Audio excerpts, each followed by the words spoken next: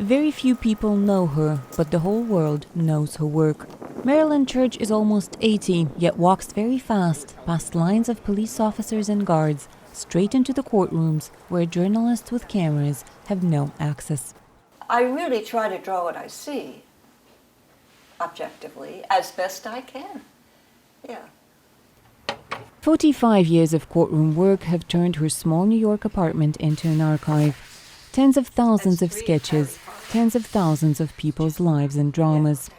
A case of an aggressive paparazzi versus Jacqueline Kennedy. Actor Woody Allen fighting sexual abuse allegations. And the sketch of this 1991 divorce case between model Ivana and businessman Donald Trump, something few people thought would become so valuable. Journalists eagerly await her at the court exit, hoping to be the first to get video of her sketches. Marilyn says her work is never relaxing. At times, the trial continues for only minutes, and she needs to capture it all: mimics, poses, gestures. The artist had to come up with her own unique technique, using just brown paper and water. I put a piece of paper towel in a little bit of water, not too much, and then I make it look like watercolor.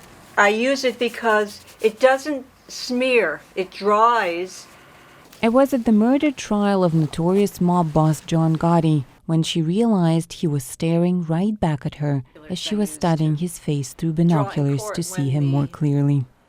I looked around thinking he must be talking to the reporter, not me.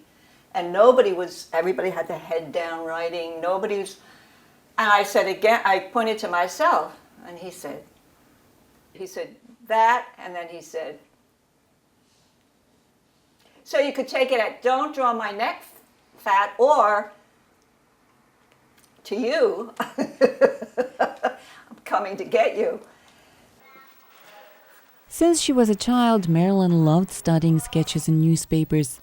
Today, 4,500 of her own works are in the Library of Congress, and some of the most famous galleries hope to get a few to display.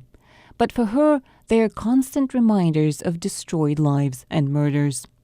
I think I'd like to be painting animals and lovely figures, dreamlike, but I come back to murderers plague my brain.